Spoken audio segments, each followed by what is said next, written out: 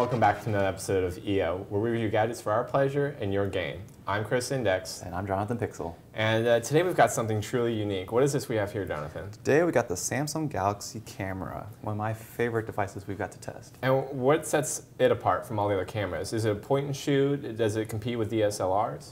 It's not a DSLR, and it's not really a point and shoot. I would say it's more closer to a point and shoot, but a more advanced point and shoot. It has the same, physical size as a point and shoot. But the nice features about this, it's a 16 megapixel camera with a 21 optical zoom. So I mean, it's a pretty good zoom. It has a 23 millimeter lens, so you get a pretty good widescreen shot.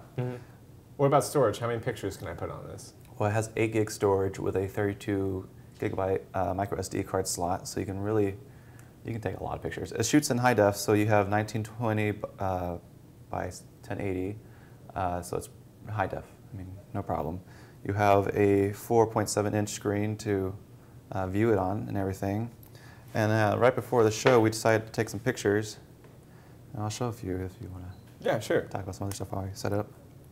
So, I'm seeing here it's got a lot of the same things that you find in smartphones. Samsung being one of the largest manufacturers for them. The quad-core processor, the same software in it is Android. It's running Jelly Bean, and a lot of the features are pretty similar to what you're seeing in like the other Galaxy devices. And so we'll get into that in a second. But why don't you show us what we got on the camera? So one of the great features about this camera is that all the expert mode, the different shooting modes it has, and one of the I guess favorites among people are the face detect mode and to replace the faces with a better face. So here we took a picture of Chris, and it takes 5 pictures, and you can choose between the 5 pictures which is the best. Now, fortunately, the first one is the best because you are smiling. But if, say, you want something different, we have this one, or that one, or our favorite, that one. And so you can just pick whichever one you want, and it's going to place that face into the photo. Correct. So if people are frowning or blinking in a particular scene or goofing off, you can flip that around. And so I mean, we'll go back to that and see if we can't replace it again. But I think once you replace it, it's good, and that's all you got. Yeah. So it's different from a multi-burst where you have them all there. Yep. Take up a lot less space when you're done. Correct. What other features can it do? What other type of shooting modes have you tried? Some of the other smart modes I've had was, I said it here, we have this base face, but I've used the macro mode, which is really good for up close. Yeah. The action freeze is really nice. We've taken a few pictures in the studio of people jumping around, and it does a really good job of just capturing that moment when you want it. Rich tone is one of my favorites because it actually does a between 3 and 5 quick shot and kind of stitches them all together to get you like an HDR photograph. Yeah, so you get the really rich tones and good colors. The panorama is a really good feature. I mean, it has a really good sweep. I mean, it's Android based, so you. Yeah, it's the same thing. You just kind of. Yep. I haven't got to use the waterfall mode, but I. Not a lot of waterfalls around here. They're not, but I would really like to use it because I feel like that'd be a really cool feature. It's like a really niche thing. Yeah. It captures motion, is what it says, right? Yeah. Silhouette, really haven't used it. Haven't really seen it used for silhouette mode. But, the sunset's pretty nice. The night mode, I actually used it quite a bit. It takes a 5-camera burst, or 5-picture burst, and depending on how much light, it actually takes a little bit longer between each picture. But it takes all the pictures, it puts it together, and you actually get a fairly good night picture from it. Is there any grain in it? Does that still happen? Not as much, actually. So it was really good. I was really surprised about how the quality turned out from that. I haven't used the firework, but the light trace was actually really fun. I sat outside by the highway, and I just took a picture of the cars driving by, and you get the nice little. So it's like a long exposure. It's a long exposure, yeah. You have about 10, 15 seconds exposure. So, I mean, what if I don't like these presets? Is there a way for me, if I'm if I'm not quite an amateur photographer, I want to do a little more of the camera? If you're more of an expert mode, there's under the mode button you have the expert mode. And it pulls out a virtual lens here. Oh, wow. And you can actually go from, you have your shutter speed here, you have your aperture, so you can adjust it, and you have your IOS. So you can really go through and you can really fine-tune how much you want to, how much you really want to take on it. So, this is all the IOS right here. You have your aperture, You know, it's great that you have that much control with a point and shoot over a lot of similar DSLR features, but I think I really prefer that kind of manual ability to have the camera and all the dials in the front. You know, you going back to where your keyboards and everything's on the screen, but it's a little bit difficult to, you know, adjust. You got to go between the different menus. So we have it set from slow motion. And in order to get to camera or to film mode, there's actually not a setting that goes into film mode. On the button here, you have camera mode, video mode. Yeah. You have to just hit video, and it starts recording right away. Oh, great. So go ahead and do your motion. Doing a little hand drive action, a little throwback to the grease times. Cool. And then we're going to stop there. Then we'll go into the viewer, and we'll hit play. And it actually plays back at slow motion. So it's a high-def slow motion of you doing your hand. Now, do you have any control over how fast it ends up going, or is it just a one-speed slow-mo? It's, I believe, a one-speed slow-mo. Yeah. Other than that. It's just you being yourself. In slow motion. In slow motion. Well, you know, I think that's fairly impressive, you know.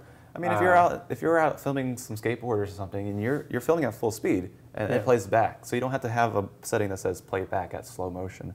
So this is based on Android Jelly Bean, right? So it has all those features that a phone would have, right? Yeah. The nice part about having Android on there, it gives you the ability to do all your editing for photos and video right here on the camera, because it's running Jelly Bean. So it actually has, like I said, 65 different editing features, but then it has 2 built-in apps just for video editing, camera editing.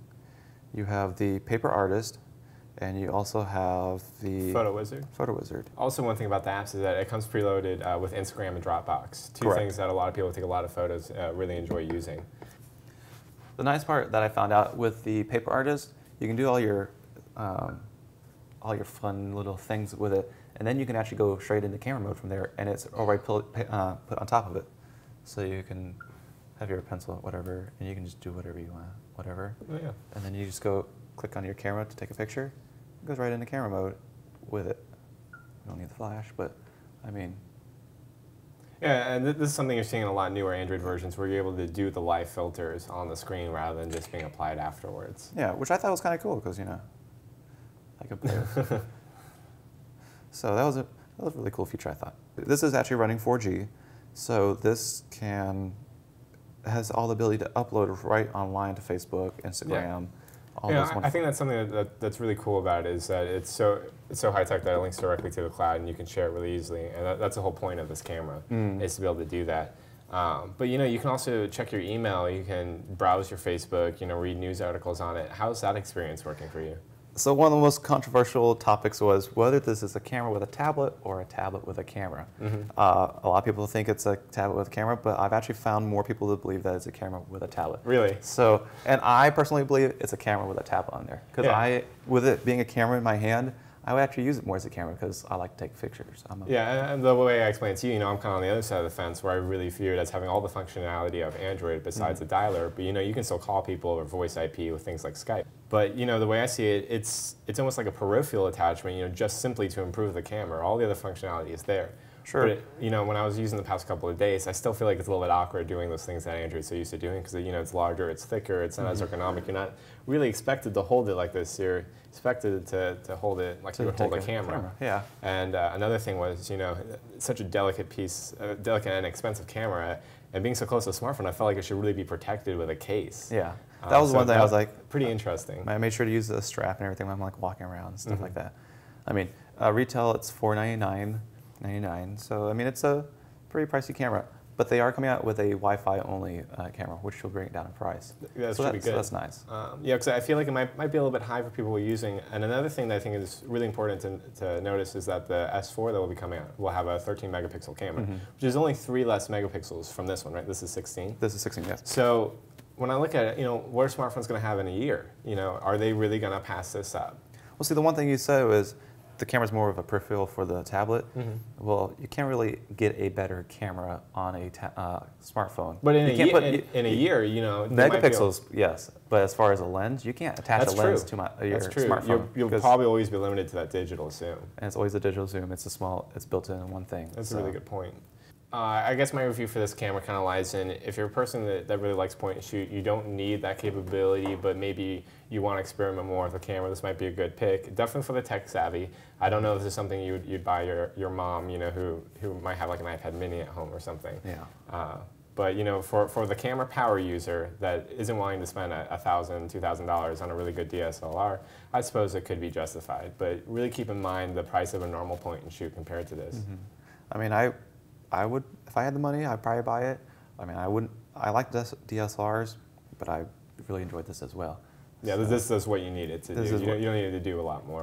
There's not much more that I need to do that I can't do really with this, Yeah. other than change lenses. But I was really satisfied with this. Okay. So. Thanks everyone for watching this week's episode of VO. I'm Chris Index and my friend here is Jonathan Pixel. And if you guys are looking for something else to watch in the meantime, check out our friends at Gonzo TV. They've done a nice parody of the show. And now for the technology news.